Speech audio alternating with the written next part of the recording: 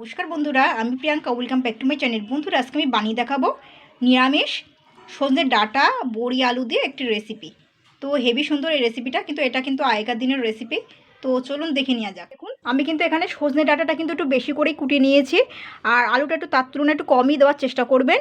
আর এই রেসিপিটাতে কিন্তু আমি বড়ি ব্যবহার করছি।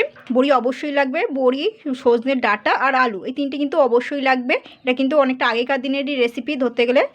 তো এখানে কিন্তু আর দুটো টমেটো নিয়েছি। তো এই টমেটো দুখানে এর সঙ্গে দেবো। এবার তো এখানে কিন্তু আমি যা যা সবজি নিয়েছি সবগুলো কিন্তু ধোয়া, টমেটোটা ধোয়া, সজনের ডাঁটা, আলু সবই ধোয়া। আর এই আলুগুলো কিন্তু অবশ্যই খোসা ছাড়িয়ে নেবেন, এরকম লম্বা করে কাটতে হবে। তো এখানে কিন্তু আমি একটা স্পেশাল মশলা দেবো, যেটা আগেকার দিনেই ব্যবহার করতো। তো দেখুন, এখানে কিন্তু আমি 1 চামচ কিন্তু আস্ত ধনিয়া নিয়েছি, আস্ত জিরে নিয়েছি 1 চামচ, এটা কিন্তু রাঁধুনি নিয়েছি, এটা কিন্তু আস্ত এই জিরে নিয়েছি, এটা কিন্তু রাঁধুনি কিন্তু 1 চামচ। আর এখানে 1 চামচ গোলমরিচ নিয়েছি, দুটো শুকনো লঙ্কা নিয়েছি, আর গোটা কয়েক কিন্তু মৌরি নিয়েছি, হাফ চামচ মতন মৌরি নিয়েছি। তো দেখুন, এখানে কিন্তু আমি একটা কড়াই বসিয়েছি, কড়াইটা কিন্তু মিডিয়াম গরম হয়েছে। আর মশলা যেন কোনো রকম পুড়িয়ে যেন না যায়, কড়াইটা কিন্তু এমনি মিডিয়াম গরম হয়েছে। তো এবার আমি কিন্তু এই ধনেটা দিয়ে দিচ্ছি। সবার প্রথমে কিন্তু ধনেটা দিয়ে দিচ্ছি। এটাকে কিন্তু জাস্ট আমি হাফ সেকেন্ড মতো নাড়াচাড়া করে নেব।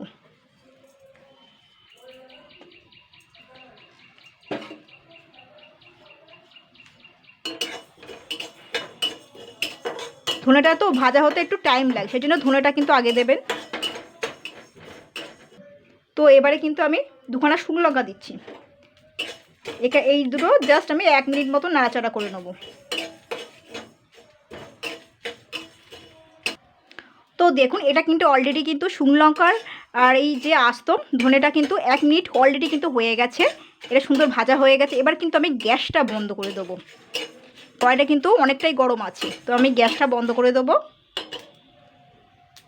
গ্যাসটা বন্ধ করে দিলাম। তো এবার কড়াইটা কিন্তু গরম আছে, কিন্তু ভালোই গরম আছে। তো এবারে কিন্তু যা যা রেখেছি, এই আস্ত জিরেটা কিন্তু বেশিক্ষণ লাগে না, আস্ত জিরেটা দিয়ে দিচ্ছি, একটু নাড়াচাড়া করে নেবো। এইবারে যা যা আছে মৌরি, তারপরে হচ্ছে এই গোলমরিচ আর রাঁধুনি, এগুলো কিন্তু সবই দিয়ে দেবো এক এক করে। এই গরম কড়াইতেই কিন্তু, যেটুকু গরম আছে এই কড়াইতে কিন্তু হালকা নাড়াচাড়া করে নেবো। কিন্তু কড়াইটা কিন্তু ভীষণই গরম, গ্যাসও বন্ধ করে দিয়েছি। ব্যাস, এর মধ্যে এরকম থাকবে।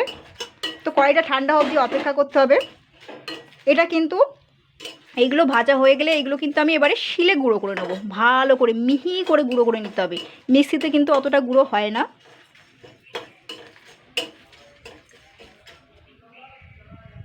দেখুন, আমি কিন্তু স্পেশাল মশলাটা যা যা বলেছিলাম সেটা কিন্তু আমি গুঁড়ো করে নিয়েছিলাম, সেটা অনেকটাই হয়েছিল। তো তার থেকে কিন্তু আমি 3 চামচ মতো নিয়ে নিয়েছি গুঁড়ো করে, তার থেকে 3 চামচ তুলে নিয়েছি। আর এখানে কিন্তু 1 চামচ আদা বাটা, 1 চামচ হলুদ গুঁড়ো, একটুকুনি চিনি আর নুন নিচ্ছি স্বাদ মতন। তো পরে লাগলে কিন্তু আমি ব্যবহার করব। তো এখানে একটা মশলাটা আমি আগে তৈরি করে নেবো। তো এখানে একটু লঙ্কার গুঁড়ো নিয়ে নিচ্ছি, আর এখানে আমি নিচ্ছি দেখুন গরম মশলা গুঁড়ো। এইবার আমি এটাকে জল দিয়ে কিন্তু গুলে নেবো। 1 কাপ জল নিয়েছি, ভালো জল। তো এটাকে দিয়ে আমি এটা গুলে নেবো মশলাটাকে।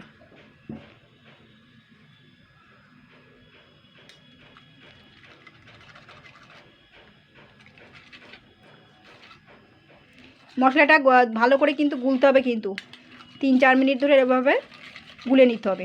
তো এবার আমি মশলাটাকে আমি এবারে সাইড করে রেখে দেবো। গোলা হয়ে গেলে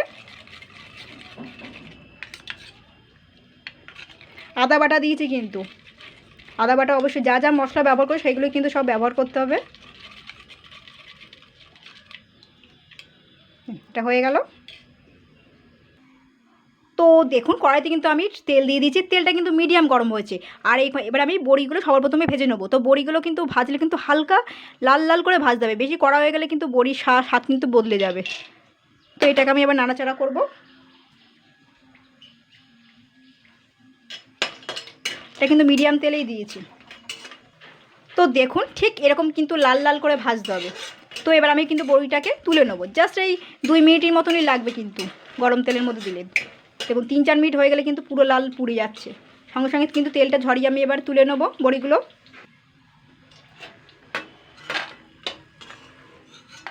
তো এবার আমি কিন্তু আলুটা আগে ভাজবো, আলুটা দিয়ে দেবো।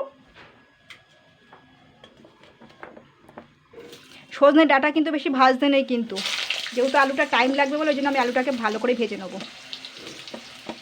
আলুটাকে আগে 2 মিনিট মতো নাড়াচাড়া করে নেবো।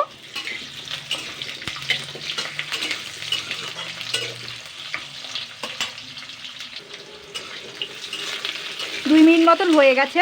তো এবার আমি এটাতে কিন্তু সামান্য নুন আর হলুদ গুঁড়ো দিয়ে দিচ্ছি, সামান্য, কিন্তু যেহেতু মশলাটার মধ্যে কিন্তু হলুদ আর নুনটা দেওয়া রয়েছে। এটা দিয়ে কিন্তু আলুটাকে আগে ভালো করে ফ্রাই করে নিতে হবে, ভেজে নিতে হবে। তো দেখতেই পাচ্ছেন আলুগুলো কিন্তু খুব সুন্দর করে আমি কিন্তু ফ্রাই করে নিয়েছি, দেখুন। তো এবারে কিন্তু আমি যে দুখানা বড় সাইজের টমেটো কুচানো রেখেছিলাম সেইটা কিন্তু আমি এখন দিয়ে দেবো।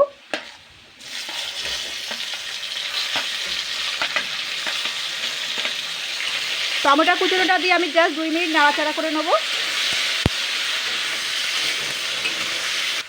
টমেটো কুচনোটা দিয়ে 2 মিনিট নাড়াচাড়া করার পরে আমি কিন্তু সজনের ডাঁটাগুলো দিয়ে দেবো। দেখুন টমেটোটা কিন্তু গলতে আরম্ভ করেছে। সজনের ডাঁটাগুলো রেখে দেবো। এগুলো কিন্তু সজনে ডাঁটা ছাল ছাড়িয়েছি, কিন্তু কিছুটা ছাল ছাড়িয়ে তারপর কিন্তু এরকম করে কেটে নিয়েছি, ধুয়েও নিয়েছি। তো এই সজনে ডাঁটাটা জাস্ট আমি 2 থেকে 3 মিনিট নাড়াচাড়া করে নেবো। সজনে ডাঁটা কিন্তু বেশি ভাজা যাবে না, কিন্তু তাহলে কিন্তু এর পুষ্টিগুণটা নষ্ট হয়ে যাবে। তো দেখুন টমেটোটাও কিন্তু গলে গেছে, 2-3 মিনিট হয়েও গেছে, সজনে ডাঁটাটা ভেজেছি। তো এবারে আমি যে স্পেশাল মশলাটা আমি রেখেছি সেটা কিন্তু আমি এবারে দিয়ে দেবো। সজনে ডাঁটাটা ভাজা একটা গন্ধ বেরোচ্ছে সুন্দর হালকা। তো এবার আমি এই মশলাটা দিয়ে দিচ্ছি। মশলাটা দিয়ে কিন্তু 2 মিনিট নাড়াচাড়া করতে হবে। 3-4 মিনিট হয়ে গেলে কিন্তু মশলাটা পুড়ে যাবে, খেতে ভালো লাগবে না কিন্তু। Just 2 minute. তো এবার আমি কিন্তু জল দিয়ে দেবো। দেখুন পুরো মাখো মাখো হয়ে গেছে।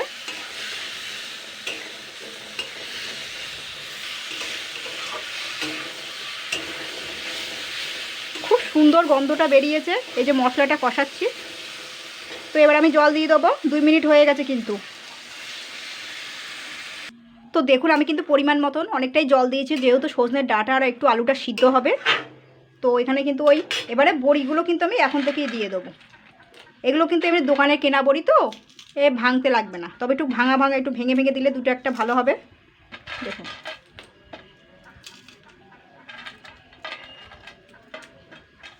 দিয়ে এবারে সিদ্ধ অবধি অপেক্ষা করতে হবে, কিন্তু এটা কিন্তু খুব মাখো মাখো হলে ভালো লাগবে না। দেখুন বড়ি আলু কিন্তু সজনে ডাঁটাগুলো কিন্তু সিদ্ধ হয়ে গেছে। এবারে কিন্তু এখান থেকে একটা করে আলু নিয়ে কিন্তু এখন ভেঙে ভেঙে দিতে হবে, ঠিক আছে? একটু গলিয়ে ফেলতে হবে। কয়েকটা বড়ি এখন ভেঙে ভেঙে দিতে হবে। আর সজনে ডাঁটা একটা দুটো ভেঙে ভেঙে দিতে হবে। ঝোলটা কিন্তু এরকমই থাকবে, কিন্তু হেব্বি সুন্দর কিন্তু ঝোলটা। এইটাই একটা পদ দিয়েই কিন্তু খাওয়া যাবে ভাত। সজনে ডাঁটাগুলো 2-4টে এরকম ভেঙে ভেঙে দেবেন। বড়ি কিন্তু 4-5টা এরকম ভেঙে দিতে হবে। আলুগুলো কিন্তু একটুখানি ভেঙে দিতে হবে। তো বন্ধুরা এভাবে বানাবেন, হেব্বি সুন্দর কিন্তু এটা রেসিপিটা।